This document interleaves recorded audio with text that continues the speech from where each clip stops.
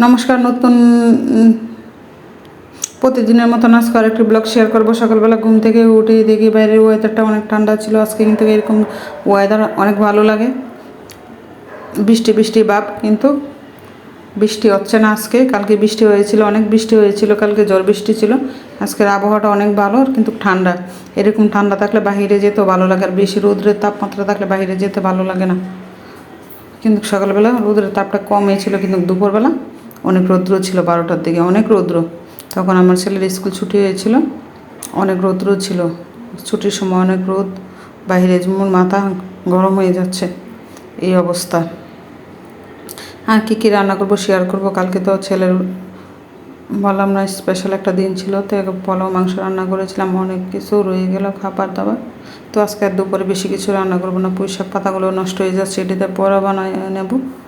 পেঁয়াজও বানাবো, পেঁয়াজ কুচি, ধনিয়া পাতা, কাঁচামরিচ সব কিছু দিয়ে দিলাম একসাথে, আর বেসন দিয়ে দিলাম, চালের গুঁড়িও দিয়ে দিলাম সাথে, দিয়ে পেঁয়াজগুলো ভেজে নিচ্ছি। আর একটু ডোবা তেল নেই, কম তেল দিয়ে ভাজি করছি। কম তেল দিয়ে বড়াগুলো বানালে আমার খেতে অনেক ভালো হয়। আর ওইদিকে মিষ্টি কুমড়া আর কচু ভাজি করে নিলাম টুমটুম করে, কিন্তু এরকম মিষ্টি কুমড়া ভাজি, এদিকে মিষ্টি কুমড়াটা কাটলাম, কিন্তু এরকম ভালো ছিল না, খেতে তো হবে, আর পালাই না, ওই জন্য আজকে ভাজি করে নিলাম। আর আমডাল রান্না করেছিলাম, আর কালকে একটু মাংসও ছিল, তো এই আর কি। আর বেশি কিছু রান্না। তারপরে বাহিরে গেছিলাম, মেয়ে বিবি শপিং মলের থেকে অনেক কিছু কিনে নিয়ে আসলো। আজকে কয়েকদিন ধরে বলতেছে মা আমার এগুলো লাগবে। আমি বলছি ঠিক আছে, তুমি প্রাইভেট শেষ হলে, কোচিং শেষ হওয়ার পথে আসার সময় এগুলো নিয়ে আসলাম আর কি। একটা সিরাম নিয়ে আসলাম, আর একটা টোনার নিয়ে আসলাম, আর একটা ফেস ওয়াশ নিয়ে আসলাম, একটা মাস্ক নিয়ে আসলাম। এটি বিবি শপিং মলেতে নিয়ে আসলাম।